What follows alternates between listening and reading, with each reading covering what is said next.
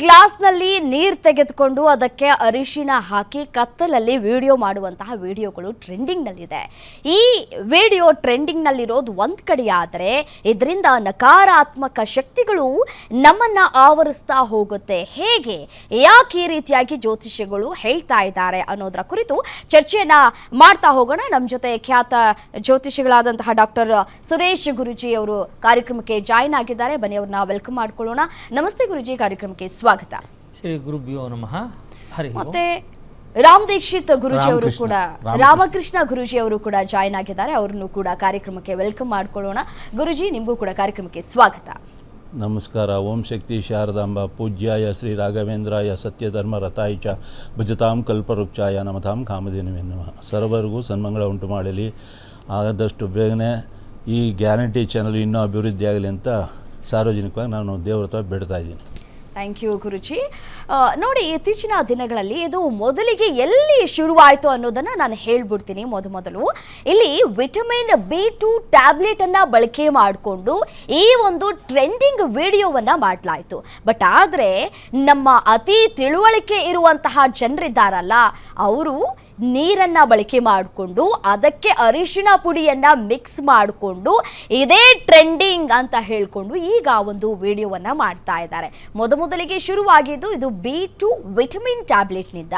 ನೋಡಿ, B2 vitamin tablet ಅನ್ನ ನಾವು ಒಂದು ಗ್ಲಾಸ್ನಲ್ಲಿ ನೀರು ತೆಗೆದುಕೊಂಡು ಅದಕ್ಕೆ ನಾವು ಆ ಒಂದು ವಿಟಮಿನ್ B ಟ್ಯಾಬ್ಲೆಟ್ ಅನ್ನ ಪುಡಿ ಮಾಡಿ ಹಾಕಿದ್ರೆ ಅದರಲ್ಲಿ ಇರುವಂತಹ ಅಂಶಗಳೆಲ್ಲವೂ ಕೂಡ ತಳಭಾಗಕ್ಕೆ ಬರುತ್ತೆ. ಆಗ ಒಂಥರ ಅದು ಬೆಳಕಿನ ಶಕ್ತಿಯನ್ನ ಕೂಡ ಕೊಡುತ್ತೆ.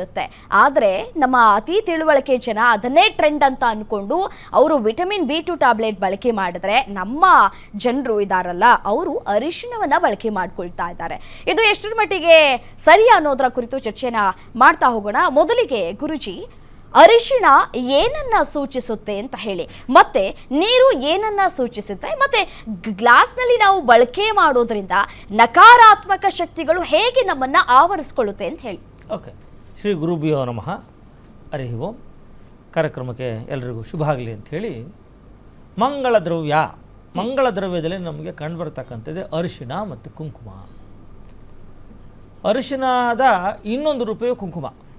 ಅರಿಶಿಣದ ಗಡ್ಡೆಗಳನ್ನು ಹಾಕಿ ಕೆಲವು ಸಾಮಗ್ರಿಗಳನ್ನು 4-3 ಅಥವಾ ಸಾಮಗ್ರಿಗಳನ್ನು, ಅಂದರೆ ಅರಿಶಿಣಕ್ಕೆ ಸ್ಫಟಿಕ, ನಿಂಬೆ ಹುಳಿ, ಅನಂತರ ಬಿಳಿಗಾರ ಅಂತ ಬರುತ್ತೆ. ಸ್ಫಟಿಕ ಅಂದರೆ ನೋಡಿರ್ಬೋದು ನಾವು, ಈ ಥರ ತಣ್ಣು ಕೋಲ್ಡ್ ಆಗುತ್ತಲ್ಲ, ಅದು ಸ್ಫಟಿಕ. ಸ್ಫಟಿಕ, ಬಿಳಿಗಾರ, ನಿಂಬೆ ಹುಳಿ, ಅರಿಶಿಣದ ಗಡ್ಡೆಗಳನ್ನು ಹಾಕಿ ಮಿಕ್ಸ್ ಮಾಡಿದಾಗ, ಅರಿಶಿಣವನ್ನು ಮಿಕ್ಸ್ ಮಾಡಿದಾಗ ಅದು ಕೆಂಪು ರೂಪಕ್ಕೆ ಬರುತ್ತೆ ಅಂತ.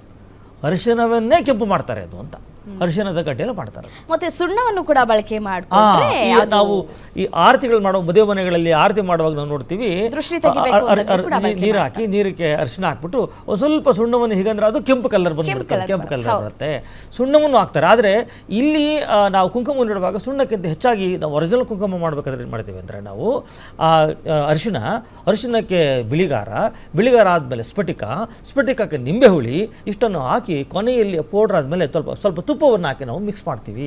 ಅದು ಒರಿಜಿನಲ್ ಇರತಕ್ಕಂಥ ಕುಂಕುಮ. ಆ ಒರಿಜಿನಲ್ ಕುಂಕುಮ ಅಂತ ಹೆಂಗೆ ಗೊತ್ತಾಗುತ್ತೆ ನಮಗೆ ಕೆಮಿಕಲ್ ಇದು ಅಲ್ಲ ಅಂದರೆ, ಈಗ ಕೊನೆಯಲ್ಲಿ ಕೈಗೆ ಬಳ್ಕೊಂಡಾಗ ಅದರಲ್ಲಿ ಎಲ್ಲೋ ಇಲಿಶ್ ಬರಬೇಕು. ಕುಂಕುಮದಲ್ಲಿ ಎಲ್ಲೋ ಇಲಿಶ್ ಬಂದರೆ ಅದು ರಿಯಲ್ ಕುಂಕುಮ ಅಂತ ಗೊತ್ತಾಗ್ತದೆ ಅಂತ. ಅದರ್ವೈಸ್ ಅದು ಕೆಮಿಕಲ್ ಕಲರು ಅಂತ ಗೊತ್ತಾಗ್ಬಿಡ್ತದೆ. ಅದು ಮಾಡಿದಾಗ ಅದು ಬರಬೇಕು. ಇಲ್ಲಿ ವಿಚಾರ ಏನಪ್ಪ ಅಂದರೆ, ಈಗ ನಮ್ಮ ಜ್ಯೋತಿಷಿಗಳಲ್ಲಿ ಟಿವಿ ತೋರಿಸಿದ್ರಿ, 2 ಗ್ರಹಗಳನ್ನು ಹೇಳಿದ್ರಿ, ಚಂದ್ರ ಮತ್ತು ಗುರು ಅಂದ್ರಿ. ಚಂದ್ರ ಅಂದರೆ ನೀವು ಕೇಳಿದ್ರಿ ಸ್ವಾಮಿ, ಗುರುಗಳು ನೀರು ಹೇಳುತ್ತೆ ಅಂತ. ಸೂಚಿಸುತ್ತೆ ನೀರು ಜಲ, ಜಲಕ್ಕೆ ಕಾರಕ ಚಂದ್ರ, ಅದನ್ನು ಅವರು ಸೂಚಿಸಿದ್ದಾರೆ. ಅದೇನು ಮಾಡುತ್ತೆ ಅಂತ ಹೇಳೋಣ. ಇನ್ನು ಗುರು ಅಂದರು, Guru is indicator yellow colour. So ಹಳದಿ ಬಣ್ಣವನ್ನು ಗುರು ಹೇಳ್ತಾರೆ.